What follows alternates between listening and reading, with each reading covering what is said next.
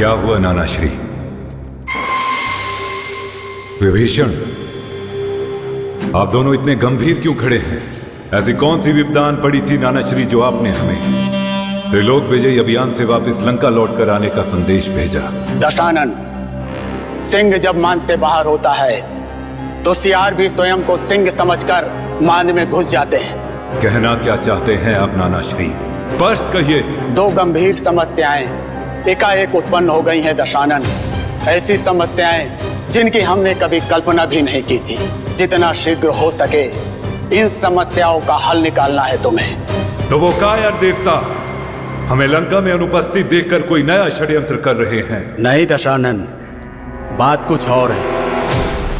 जो चुनौती है हमारे रक्ष वंश, हमारे रक्ष कुल की प्रतिष्ठा और मर्यादा को। नाना श्री, किसे अपने प्राणों से मोह नहीं रहा? किसने रक्त संस्कृति की प्रतिष्ठा को चुनौती देने का दुस्साहस किया? महादेव की सौगंध, उसका शीश अपने हाथों से उसके धड़ से अलग कर देंगे हम।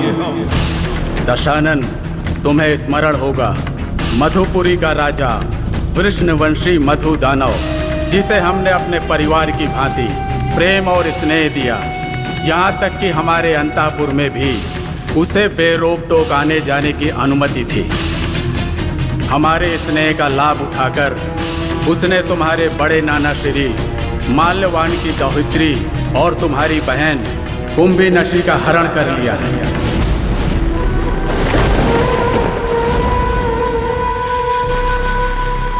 क्या कहा? हरण कर लिया? इतना दुस्साहस! किंतु ये सब हुआ कैसे? और विभीषण, तुम कहां थे? तुम्हारे समक्ष हमारी बहन को कोई उठा कर ले गया। मैं अशोकवन में तप कर रहा था भैया। तप तप तप! जब देखो तपस्या, जब देखो पूजा पाठ। इस पूजा पाठ ने तुम्हारे बल और शौर्य को कुंठित कर दिया है।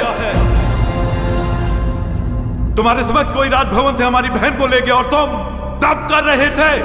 कायर बना दिया है इस पूजा पाठ ने तुम्हें। ऐसा नहीं है भैया, हम समझ ही नहीं पाए कि वो क्या करने वाला है।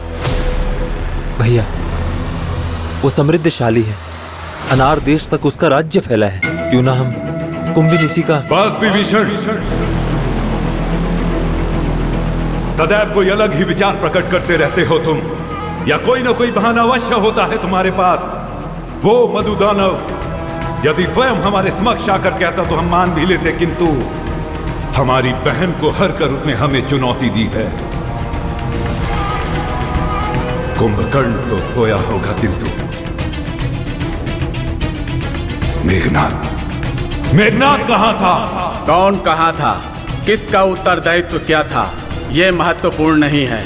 महत्वपूर्ण ये है कि हम कितने सावधान हैं। मधु दानव का क्या करना है वो हम सोचेंगे, किंतु अभी दूसरी जो इससे भी कठिन परिस्थिति हमारे समक्ष खड़ी हो गई है, जो बड़ी ही विकट है, उसके लिए हमने तुम्हें यहाँ बुलाया है। कौन है वो जिसने आपको हमें बुलाने पर विवश कर दिया? विद्युत जिह्वा।